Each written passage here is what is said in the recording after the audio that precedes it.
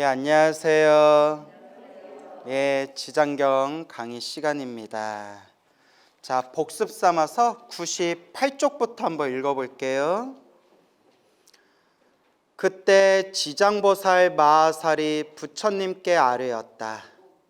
세존이시여, 제가 지금 미래세의 중생들에게 이익이 되는 일을 말하여 나고 죽는 고통의 바다에서 큰 이익을 얻게 하고자 하오니 바라옵건대 세존께서는 허락하여 주옵소서. 부처님께서 지장보살에게 이르셨다. 그대가 지금 자비심을 일으켜 죄업으로 인해 고통에 빠진 육도 중생을 제도하고자 불가사의한 일을 말하려 하는구나. 여기 자비심을 일으켜서 죄업으로 인해 고통에 빠진 육도 중생을 제도하고자 라는 표현 나오죠. 우리 불교 신자들이 잘못된 언어 표현을 쓰는 것 중에 하나가 부처님이 벌을 주셨다라는 표현을 쓰는 분들이 있어요. 그렇죠? 나 부처님한테 벌 받았어. 이러다 부처님한테 벌 받으면 어떡해? 부처님이 벌을 주셨어. 그런데 이거는 굉장히 잘못된 표현이에요. 아시겠죠? 굉장히 잘못된 표현이에요. 왜 잘못된 표현인지 아시겠어요? 부처님은 벌을 주시는 분이다, 아니다? 예, 부처님께서는 벌을 주시는 분이 아니에요.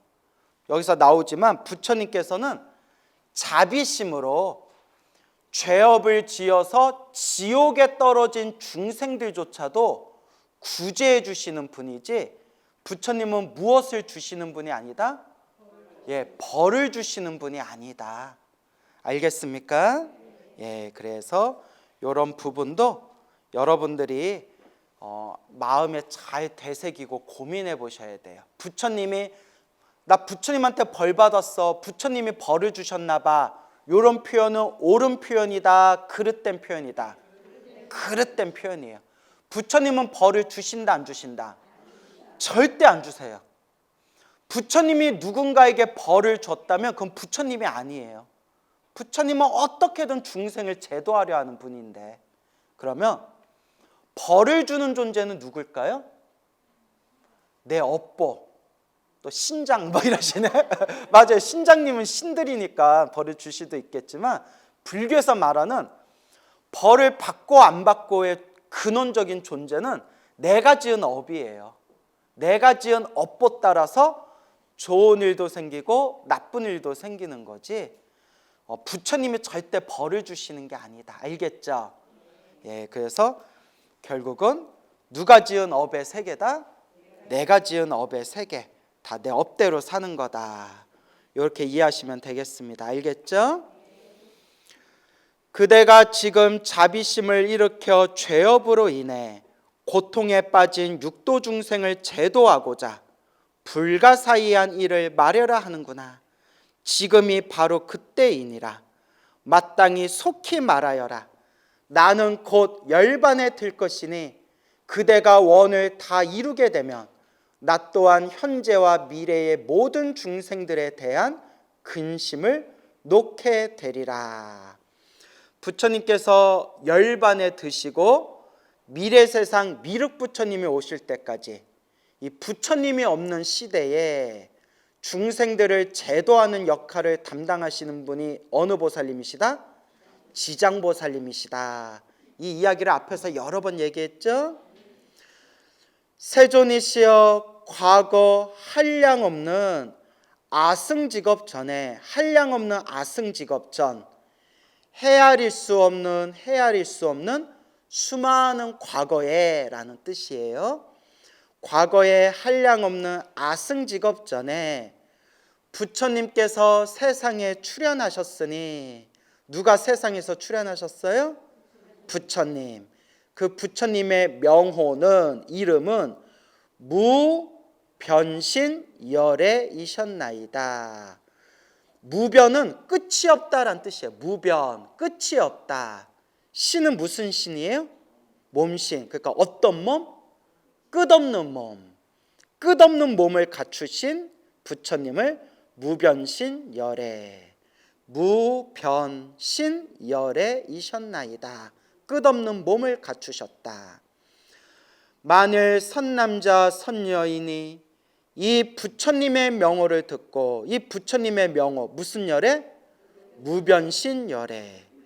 이 부처님의 명호를 듣고 잠깐 동안만이라도 공경심을 내게 되면 40겁 동안 나고 죽는 무거운 죄를 모두 초월하게 되고, 부처님의 존상을 그리거나 만들어서 공양하고 찬탄을 하게 되면 이 사람이 얻는 복은 한량이 없고 끝이 없게 되나이다.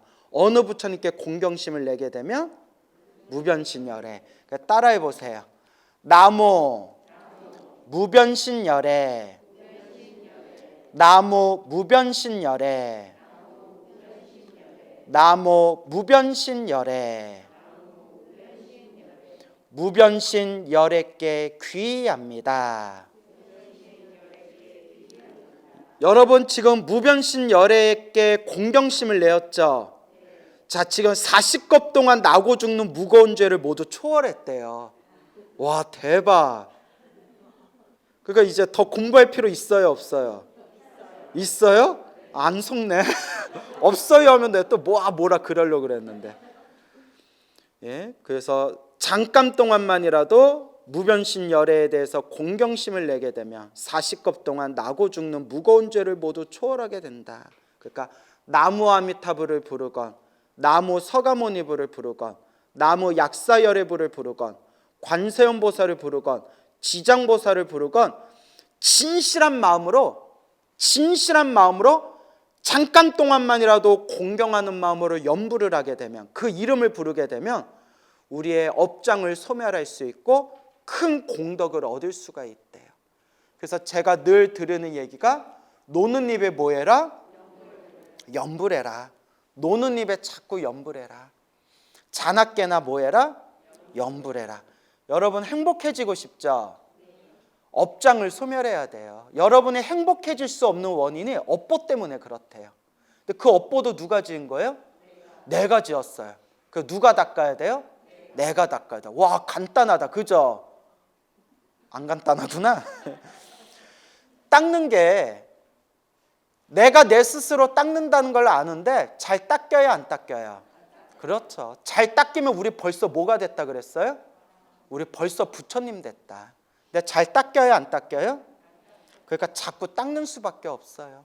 여러분 거울에 막 때가 졌어요. 여러분 한 10년 100년 동안 거울에 덕지덕지 때가 묻었다고 생각해 보세요. 잘 닦여야 안 닦여요? 안 닦이죠. 잘 안 닦인다고 포기하면 어떻게 돼요? 나중에 더 지저분해져요. 결국은 뭐 하는 수밖에 없다?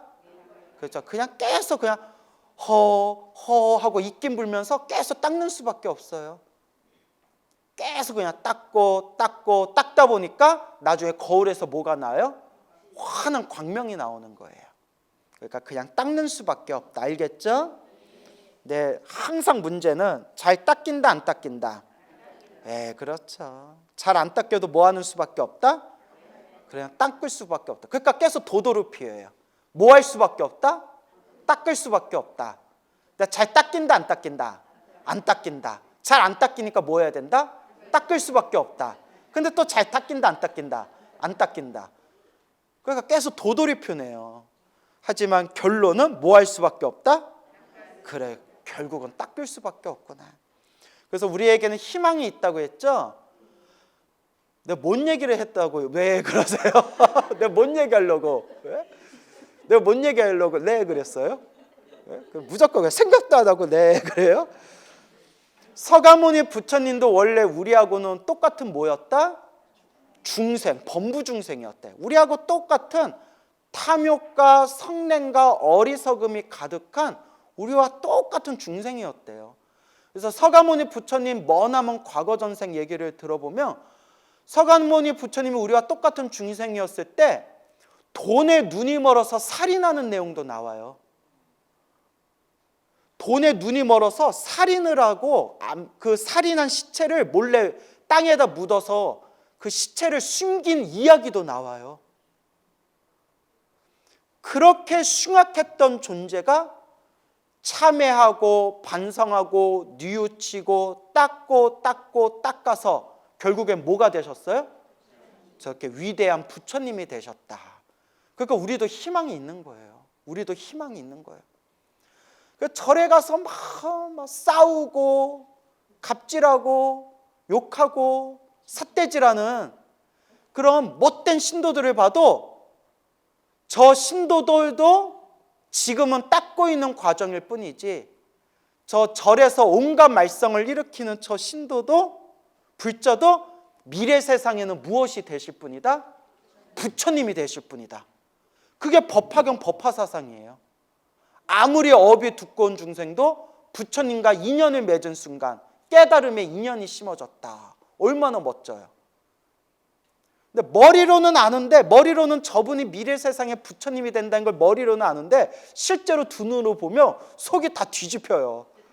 정말 저런 중생도 나중에 성불을 할까? 저런 중생도 나중에 성불을 할까? 저렇게 맨날 절에 와서 사고치고 절에서 저렇게 분란 일으키고 절에 와서 저렇게 말썽만 부리는데 저런 사람도 성불을 할까? 근데 부처님은 한대요. 왜냐? 석가모니 부처님도 본인이 수없는 과거 전생에 돈에 눈이 멀어서 살인을 했대요. 그리고 지옥에 떨어져서 그 지옥에서 고통도 당해봤대요. 그렇지만 참회하고 뉘우치고 자꾸 닦으니까 결국은 뭐가 되셨다? 부처님이 되셨다. 얼마나 위대해요. 그러니까 여러분들도 부처님이 된다는 거예요. 나도 부처님이 되고 여러분도 부처님이 될 수 있대요. 어느 세월에? 예? 어느 세월에 되려다? 갑갑하다 진짜. 근데 되기는 된대요. 부처님 말이 맞지. 되기는 된대요. 그러니까 여러분도 부처님이 된다 안 된다? 될 수밖에 없대. 왜냐? 원래 부처래요, 중생에. 번뇌와 망상에 물들어서 부처처럼 살지를 못할 뿐이지 원래 부처래요. 근데 하는 거 보면 부처 같아요, 아니에요? 예, 뭐 하는 거 보면 진짜 원래 부처가 맞나? 근데 부처님이 거짓말할 리 없잖아요. 중생은 본래 불성, 부처님과 똑같은 성품이 있어서 본래 불성, 본래 성불, 본래 부처래요. 다만 뭐에 덮여 있을 뿐이다? 번뇌망상, 탐욕과 성냄과 어리석음에 물들어 있을 뿐이지 싹 닦아내면 황금에 진흙이 덕지덕지 묻어 있어가지고 아무리 봐도 이게 금덩어리로 안 보이지만 진흙을 싹 닦아내면 본래 황금의 빛이 나오듯이 우리 중생도 아무리 봐도 부처 같지가 않지만 요 번뇌망상만 싹 소멸하면 내가 원래 부처였구나.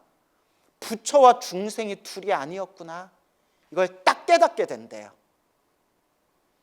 그러면서 제가 또 초치는 얘기를 한마디 하자면 어느 세월에 닦아? 이래가지고 어느 세월에 닦아요.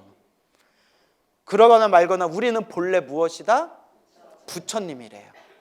내가 본래 부처다라는 마음으로 닦는 거랑 나는 원래 중생이다라는 마음으로 닦는 거랑 하늘과 땅 차이래요.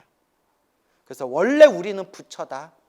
무엇에 가리워져 있을 뿐이다?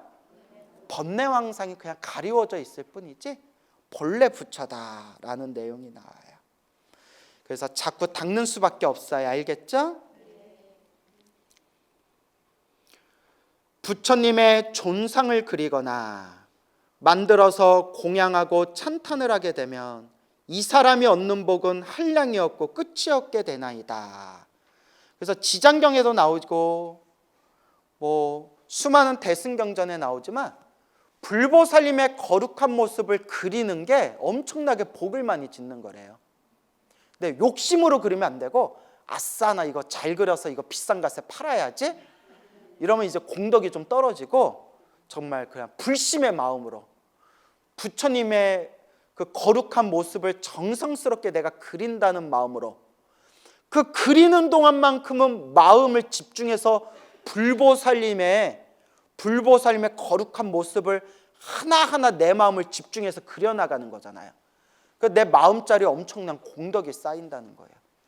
그래서 제가 불자님들한테 시간적인 여유만 있다면 저 어디 사찰에 불화반 있죠. 사찰에 불화반에 들어가서 불화 그리기 그거 참 좋은 거다라고 여러 번 말씀을 드려요. 그래서 요새는 불교 서점에 가면 이렇게 애들 크레파스나 색연필로 부처님 색칠하는 그런 불화 그 책이 있더라고요. 색칠, 부처님 색칠하는 거. 보신 적 있죠? 그거 매일매일 그거 그리는 분도 있더라고요. 그거 다 좋은 거예요. 다 좋은 거예요. 그래서 부처님의 모습을 그리기만 하더라도 이렇게 공덕이 큰데, 우리가 부처님을 늘 마음에 떠오르고 항상 염불하고 부처님을 생각한다면 얼마나 공덕이 더 뛰어나겠어요. 그래서 항상 드리는 얘기가 노는 입에 뭐 해라? 염불해라. 노는 입에 오징어 먹지 말고 노는 입에 뭐 해라? 염불해라. 항상 염불해라. 알겠죠? 그래서 염불 많이 하셔라 늘 말씀을 드리는 거예요. 또 과거 항하 사업 전에 항하가 겐지스강이에요. 항하, 겐지스강. 사는 무슨 사예요? 모래사. 항하사 하면 겐지스강의 모래알 숫자만큼이란 뜻이에요. 항하사, 겐지스강의 모래알 숫자만큼의 겁 전에, 항하사겁 하면 헤아릴 수 없는 시간 동안, 헤아릴 수 없는 과거의 세월 동안에, 또 과거의 항하사 갱지스강의 모래알 숫자만큼의 시간 전에, 수 없는 과거 전생에 부처님께서 세상에 출현하셨으니 명호가 무슨 열애다? 보승열애. 보배의 보, 뛰어날 승. 그래서 보배, 아주 뛰어난, 보배만큼 뛰어나신 부처님. 명호는 보승열애이셨나이다. 만일 선남자 선여인이 이 부처님의 명호를 듣고 손가락 한번 튕길 순간만큼이라도 발심하여 귀의하면 위없는 도, 무상도, 위없는 도에서 물러서지 않게 되나이다 라고 했네요. 그렇죠? 그래서 무변신열에 나왔고, 또 무슨 열에 나왔어요? 보승열에 나왔고, 또 과거에 부처님이 출현하셨으니 명호는 파두마승열애이셨나이다. 파두마승열애이셨나이다. 만일 선남자 선여인이 이 부처님의 명호를 듣기만 하여도 마땅히 몇 번을? 1000번을 이 부처님의 명호를 듣기만 하여도 1000번을 욕계의 6 하늘에 태어나거늘 하물며 지극한 마음으로 부처님의 명호를 생각하며 어떠하겠는가. 그래서 따라해 보세요. 욕계 6 하늘 육욕천. 그래서 욕계, 색계, 무색계. 그래서 욕계는 하늘 세계가, 그러니까 이 중생의 윤회 세계를 3등급으로 분류한 거예요. 3등급으로. 그래서 욕계 위에 색계 위에 무색계. 그러면 지옥, 악귀, 축생, 아슈라, 인간은 어느 계에 들어갈까요? 욕계, 욕망의 세계. 인간 세계도 욕계에 들어가는 거예요. 그 인간 세계 위에 6 하늘이 욕계에 들어간대요. 몇 개 하늘? 그래서 유욕천이라고 부르는 거예요. 무슨 천? 유욕천. 6개 하늘이 이제 욕계에 들어가고, 그 다음에 색계는 따라해보세요. 18천. 18개 하늘이 있어요. 색계는 18개 하늘. 그 다음에 무색계는 4개로 돼 있어요. 4개. 그래서 욕계 하늘 6개, 색계 하늘 18개, 무색계 하늘 4개. 합치면 모두 몇 개? 28개. 여러분 산수도 못해요? 네. 자, 그래서 28천 몇 천? 근데 책마다 달라요. 어떤 책은 26천이라고도 나오고 27천이라고도 나오고 29천이라고도 나오고. 그러니까 책마다 좀 다른데 우리 북방불교는 몇 천을 기준으로 삼았어요? 28천을 기준으로 삼았어요. 그래서 여러분 욕계, 색계, 무색계를 구분하는 기준이 여러 개가 있는데 그 중에 가장 쉽게 말씀드리자면 이제 기준이 여러 개가 있어요.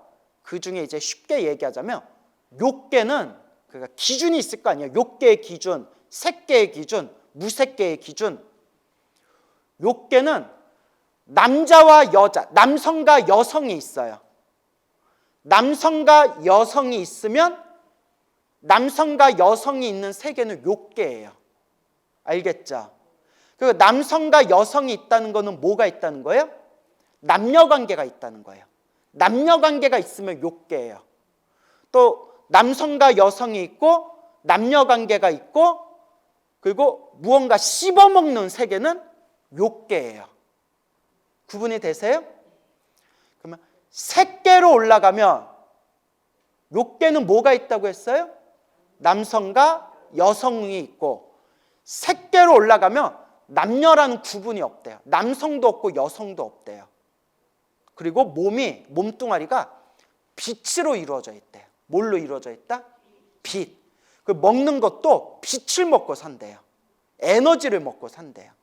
그래서 남성과 여성의 구분이 없고 몸이 미세한 빛으로 이루어져 있고 먹는 것도 욕계에서는 뭘 씹어 먹거나 뭘 빨아 먹는데 색계는 빛과 같은 에너지를 흡수한대요.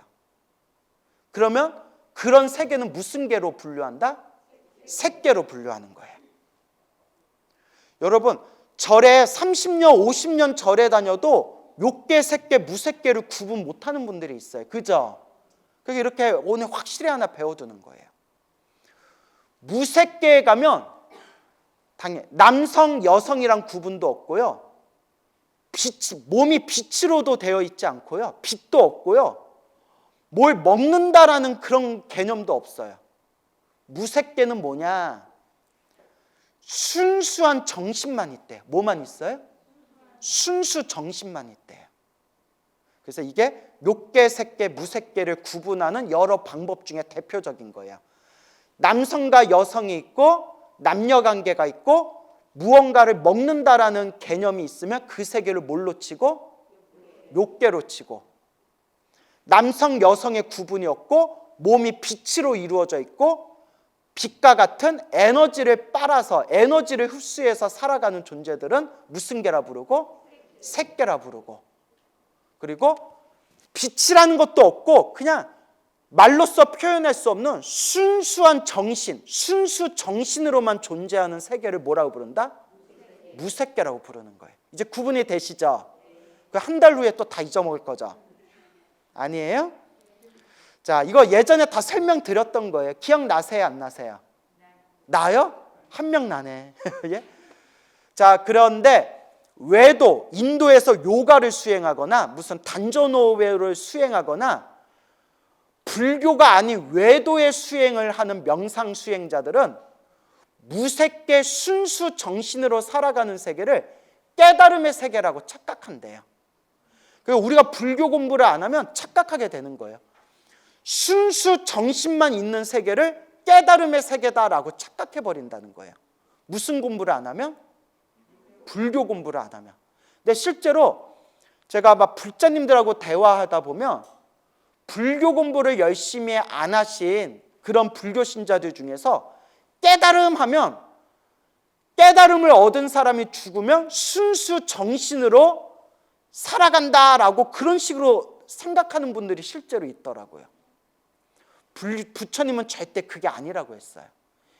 열반과 해탈의 세계는 욕계, 색계, 무색계조차 완전히 벗어나는 세계가 해탈과 열반의 세계예요.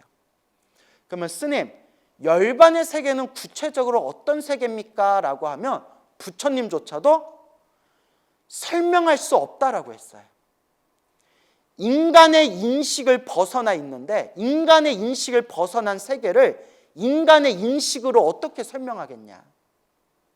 그러니까 궁금하면 뭐 하면 된다? 여러분이 깨달아서 열반을 얻으면 돼요.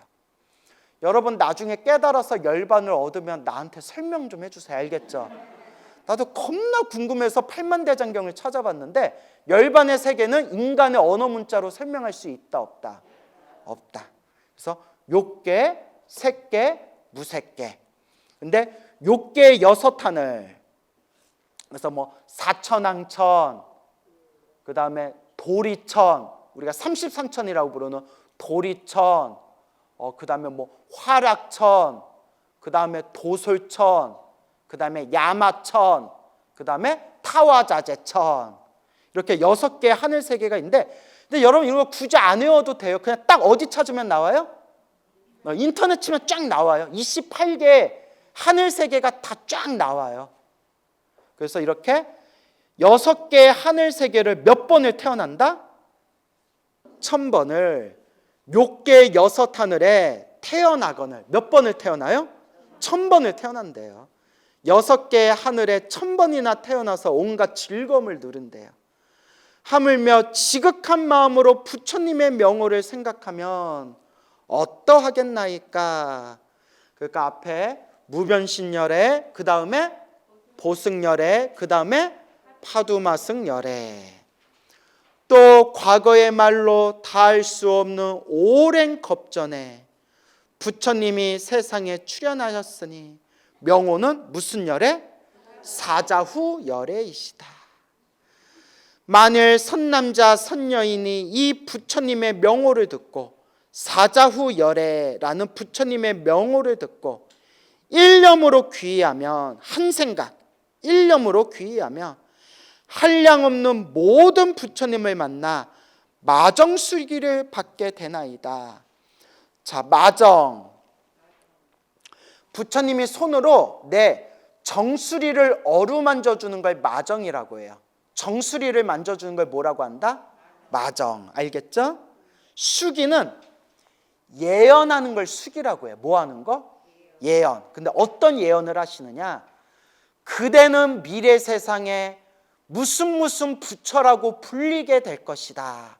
그대는 미래 세상에 어떤 부처님의 이름으로 성불하게 되고 어떤 이름의 부처님으로 불리면서 중생들을 제도하게 될 것이다. 그 중생이 미래 세상에 성불하게 될 것이다. 머리를, 이마를 어루만져 주면서 너는 성불하리라 예언해 주는 걸 무슨 수기라고 부른다? 그걸 마정수기라고 부르는 거예요. 대단하죠? 그래서 부처님이 불자들에게, 부처님의 제자들과 불자들에게 수기를 내려주는 대표적인 경전이 무슨 경이겠어요? 지장경? 말고 지장경도 뭐 맞다 하면 할 말은 없지만 제가 원한 답은 묘법연화경. 법화경에 보면 뭐 500제자 수기품에서 수많은 제자들에게 수기를 내려주는 내용이 나오잖아요. 기억이 나야 안 나야? 그렇죠. 항상 다 설명하고 나면 그때 기억이 나요. 그래도 저는 슬퍼하거나 노여워하지 않아요. 와준 것만도 고맙다. 뭐 한 것만도 고맙다?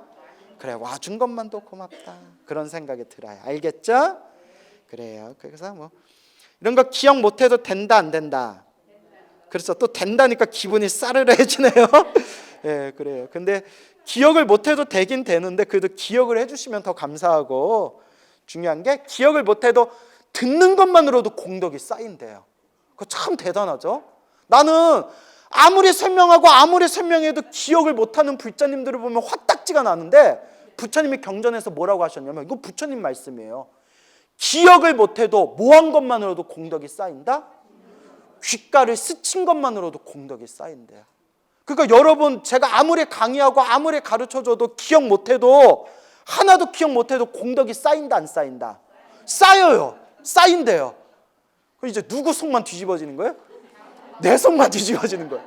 야, 내가 이거 몇 번째 얘기했는데 아직도 모르시나, 이렇게 되는데, 그래도 그러거나 말거나 여러분 공덕은 쌓인다 안 쌓인다? 예, 공덕은 쌓인대요. 그리고 여러분이 이렇게 부처님 가르침을 공부하는 것만으로도 여러분들의 선업이 점점 쌓이고 쌓이는 것이다 라는 걸 명심하시기 바랍니다. 알겠죠? 예. 또 과거에 부처님이 세상에 출현하셨으니 명호는 구류손불이셨나이다. 만일 선남자 선여인이 이 부처님의 명호를 듣고 지극한 마음으로 우러러 예배하거나 찬탄하면 저 형겁의 천불회상에서 대범왕이 되어 으뜸 가는 수기를 받게 되나이다 라고 되어 있죠. 그래서 형겁. 자, 여러분, 우주가 한번 생겼다가 우주가 사라지는 기간 동안, 우주가 생겼다가 사라지는 기간 동안 3,000분의 부처님이 출현한대요. 몇 분의 부처님? 3,000분의 부처님.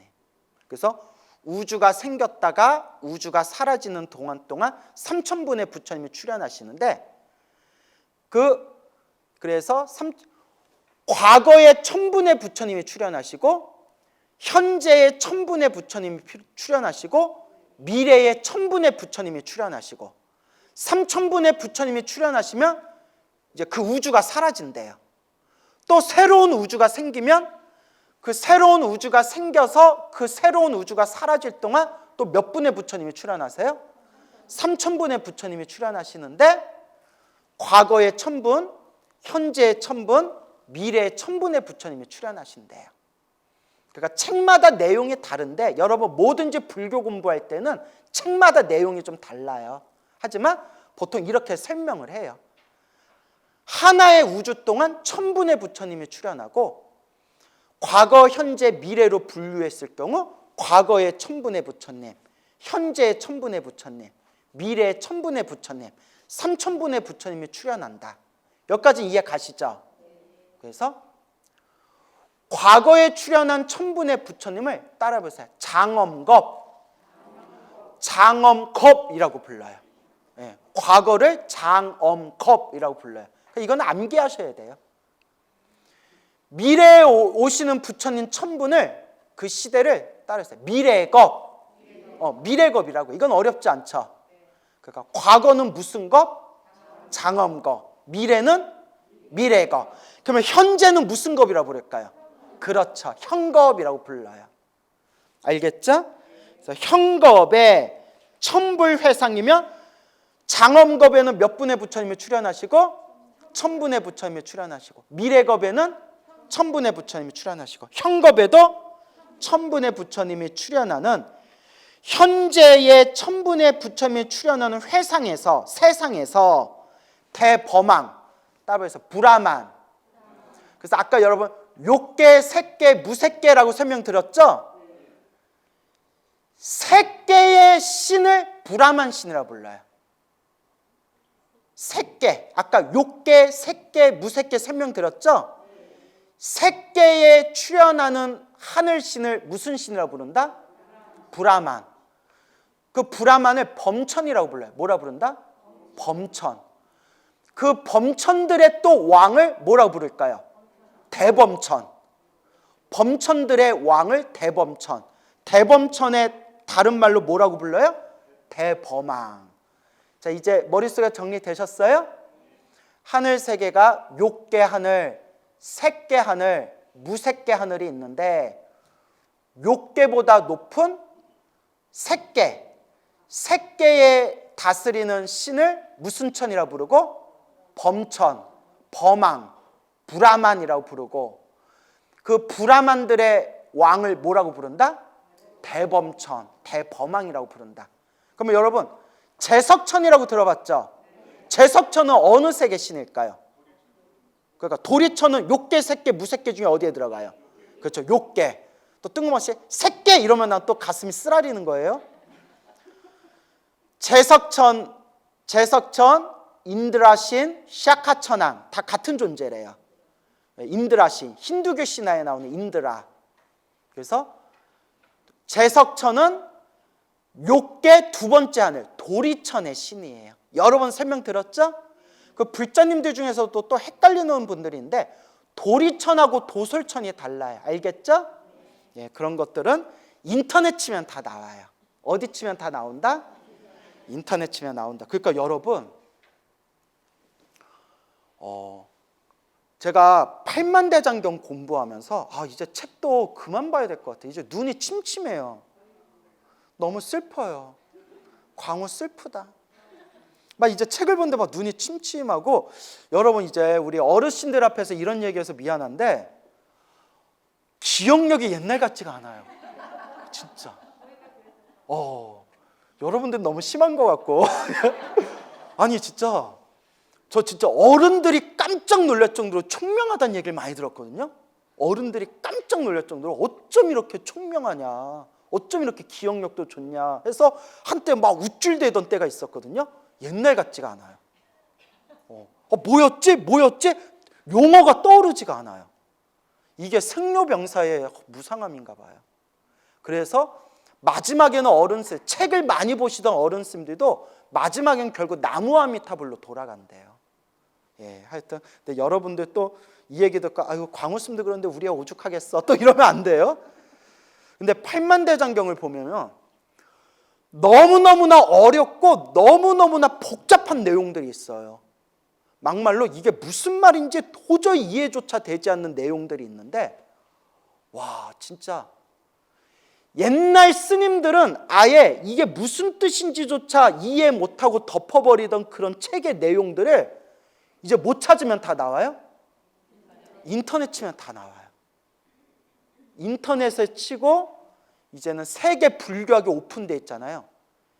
예를 들어 우리가 이해가 안 된 내용을 가만히 뚫어보면 번역이 잘못되거나 한문으로 번역할 때 번역을 엉터리로 했거나 번역을 어렵게 번역을 해서 못 알아듣는 게 있는데, 그걸 이제 학자들이 다 산스크리트어나 티베트어 있잖아요. 또 산스크리트어, 티베트어를 서양의 아주 뛰어난 학자들이 다 영문본으로 다 번역을 해놨거든요. 또 영어, 여러분 웬만큼 이제 좀 젊은 사람들이 영어 보잖아요. 또 저 같은 경우도 영어가 많이 부족하지만 요새 하도 번역기가 좋아가지고 번역기 어느 정도 돌리면 되거든요. 딱 그 산스크리트어, 티베트어, 빨리어 다른 그 원본을 번역을 해가지고 비교하면서 이렇게 보면 이게 이 뜻이었구나.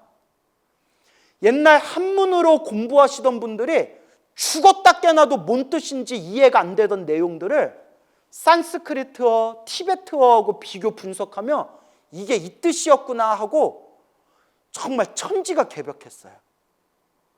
너무 불교 공부하기가 너무 좋아졌어요. 근데 이제 문제가 뭐냐? 자료가 많아져서 공부하기는 편해졌지만 그만큼 뭐 할 게 많아졌어요? 공부할 게 많아서 끝이 없어요. 불교 공부가 끝이 없어요. 봐도 끝이 없어요. 제가 여러분들한테 강의하고 있는 거는 2600년 불교학의 빙산의 일각에 불과할 뿐이에요. 근데 제가 제 머릿속에 있는 걸 왜 강의를 못하느냐? 조금만 깊이 들어가면 알아들을 수가 없어요, 여러분들이. 지장경만 해도 헷갈리는데 조금만 깊이 들어가면 너무나 복잡한 용어들이 나오는 거예요. 하지만 많이 안다고, 지식으로 불교학을 많이 안다고 수행이 잘 되는 것 같지는 않아요. 그래서 제가 불자님들께 말씀드리는 게, 지식적인 부분은 좀 부족하더라도 제가 얻은 결론은 무엇을 많이 해야 된다? 연부를 많이 해야 된다. 차라리 저한테 무식하다는 소리를 들어도 연부를 많이 할래? 아니면 연부를 좀 적게 하더라도 책을 많이 봐서 유식하다는 소리를 들을래? 하면 시간이 지나면 지날수록 결국 뭐가 중요하다? 무식하다는 소리를 듣더라도 연부를 많이 하는 게 더 중요할 것 같아요. 제가 얻은 결론은. 그래서 여러분, 어차피 팔만대장경은 우리가 다 볼 수 있다 없다? 없어. 저도 팔만대장경 다 공부하고 싶었는데 깊이 들어갈수록 너무 어려워요. 너무 어려워요. 그렇기 때문에 팔만대장경을 다 보지 못할 바에야 뭐라도 열심히 하자? 염불이라도 열심히 하자라고 제가 간곡하게 말씀드리는 거예요. 아시겠죠? 그래서 다시 한번 읽어볼게요. 과거에 부처님이 세상에 출현하셨으니 명호는 구루 손보리셨나이다. 만일 선남자 선여인이 이 부처님의 명호를 듣고 지극한 마음으로 우러러 예배하거나 찬탄하면 저 현겁에 천불회상에서 대범왕이 되어 범천들 불암한 신들의 왕이 되어 으뜸 가는 수기, 미래 세상의 부처가 될 것이다. 으뜸 가는 수기를 받게 되나이다 까지 읽어보겠습니다.